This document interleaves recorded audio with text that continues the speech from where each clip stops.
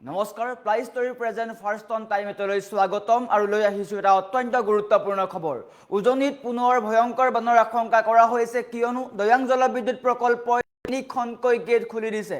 প্ৰতি ছেকেণ্ডত কেইবা হাজাৰ পানী আহিছে, তাৰ সমান্তৰালকৈ পুনৰ এবাৰ গোলাঘাট আৰু তাৰ সমান্তৰালকৈ মেৰাপানী সৰুপথাৰ অঞ্চলত বান হোৱাৰ সম্ভাৱনা আহি পৰিছে। তিনিখনকৈ গেট মুকলি কৰি দিয়াৰ পিছতেই হুৰাহুৰে বৃদ্ধি পাইছে দৈয়াঙৰ পানী আৰু এই সন্দৰ্ভত সবিশেষ লৈ অহাৰ চেষ্টা কৰিছোঁ।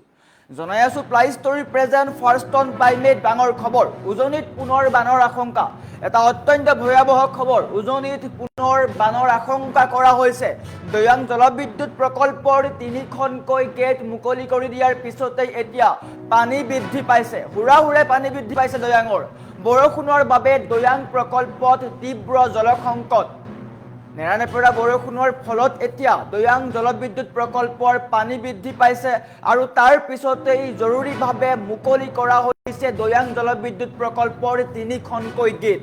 দৈয়াং নদীত প্ৰতি ছেকেণ্ডত এৰা হৈছে ৯৪,০০০ লিটাৰ পানী। গতিকে সতৰ্কতা অৱলম্বন কৰক। দৈয়াং ধনশিৰি পাৰত পুনৰ প্ৰলয়ংকৰী বানৰ আশংকা আহি পৰিছে। ধনশিৰি আৰু দৈয়াঙৰ দাঁতিকাষৰীয়া অঞ্চলৰ জনতাই বা জনসাধাৰণে সতৰ্কতা অৱলম্বন কৰক। দৈয়াং জলবিদ্যুৎ প্ৰকল্পৰ তিনিখনকৈ গেট খুলি দিয়া হৈছে। অত্যন্ত ভয়াৱহ হ'ব পাৰে পৰিস্থিতি। পুনৰ নেৰানেপেৰা বৰষুণ হৈছিল, কালি নিশাৰ ভাগতো নেৰানেপেৰা বৰষুণ হৈছিল আৰু তাৰ পিছতেই দৈয়াং জলবিদ্যুৎ প্ৰকল্পৰ পানী বৃদ্ধি পাইছে আৰু পানী বৃদ্ধি পোৱাৰ পিছতেই তিনিখনকৈ গেট খুলি দিয়া হৈছে আৰু তাৰ পিছতেই হুৰাহুৰে বৃদ্ধি পাইছে দৈয়াঙৰ পানী। ইতিমধ্যে বিপদ সীমা অতিক্ৰম কৰিছে। এটা অত্যন্ত জৰুৰী খবৰ। উজনি অসমত পুনৰ ভয়ংকৰ বান পৰিস্থিতি হ'ব পাৰে। দৈয়াং ধনশিৰি পাৰত পুনৰ প্ৰলয়ংকৰী বানৰ আশংকা আহি পৰিছে। গতিকে প্ৰতিগৰাকী লোকে সতৰ্কতা অৱলম্বন কৰক, আতংকিত নহ'ব। সতৰ্কতা অৱলম্বন কৰক, সাৱধানতা অৱলম্বন কৰক, সুৰক্ষিত স্থানত থাকক, আতংকিত নহ'ব। কিয়নো প্ৰশাসনৰ ফালৰ পৰা ইতিমধ্যে জাননী জাৰি কৰা নাই, কিন্তু সাৱধানতা অৱলম্বন কৰাটো অত্যন্তই প্ৰয়োজন। বৰষুণৰ বাবে দৈয়াং প্ৰকল্পত তীব্ৰ জলসংকটে দেখা দিছে। এটা অত্যন্ত ভয়াৱহ খবৰ। গতিকে প্ৰতিগৰাকী লোকৰ মাজত এই বাতৰিটো দি দিয়ক। বিশেষকৈ উজনি অসমত পুনৰ ভয়ংকৰ বান পৰিস্থিতি হ'ব পাৰে।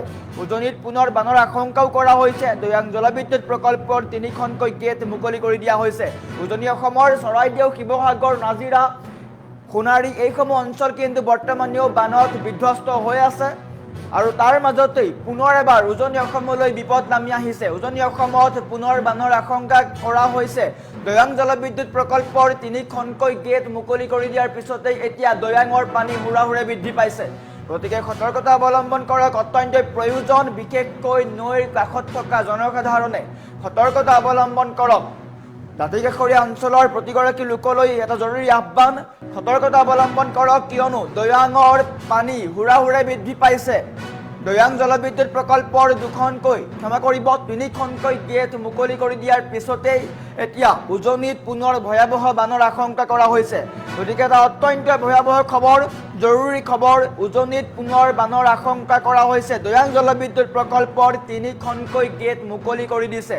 গতিকে দৈয়াং তাৰ সমান্তৰালকৈ ধনশিৰিৰ কাষত থকা প্ৰতিগৰাকী লোকে সতৰ্কতা অৱলম্বন কৰক। যিকোনো মুহূৰ্তত বৃদ্ধি পাব পাৰে দৈয়াঙৰ জলপৃষ্ঠ।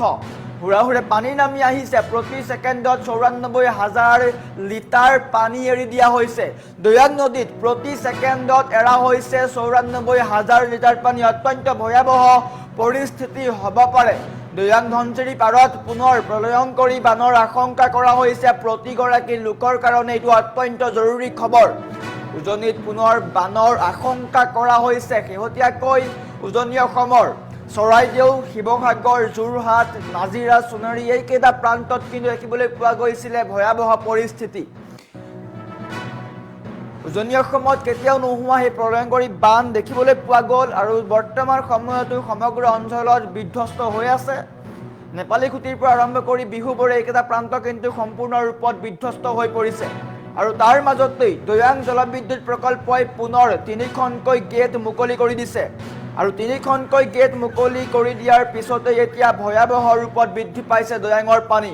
ইদ্ৰিছ আলীয়ে কমেণ্ট কৰিছে, প্ৰে ফৰ আছাম বুলি তেওঁ কমেণ্ট কৰিছে। ধন্যবাদ জ্ঞাপন কৰিছোঁ। অসমৰ সঁচাকৈ অত্যন্ত ভয়াৱহ পৰিস্থিতি। উজনি অসমৰ প্ৰায় 3খনকৈ জিলা বিধ্বস্ত হৈ গৈছে। শিৱসাগৰ, তাৰ সমান্তৰালকৈ চৰাইদেউ জিলা সম্পূৰ্ণৰূপে বিধ্বস্ত হৈ পৰিছে। যোৰহাটতো সমান্তৰালকৈ বানপানী হৈছে, গোলাঘাটতো প্ৰভাৱিত হৈছে।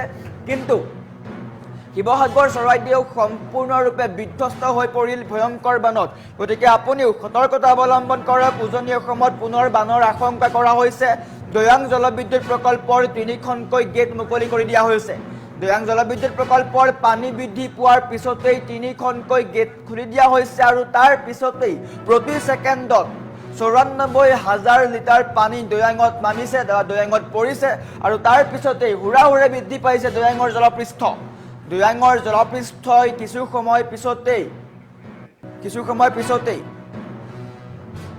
বিপদসীমা অতিক্ৰম কৰিব পাৰে। গতিকে এটা অত্যন্ত জৰুৰী খবৰ।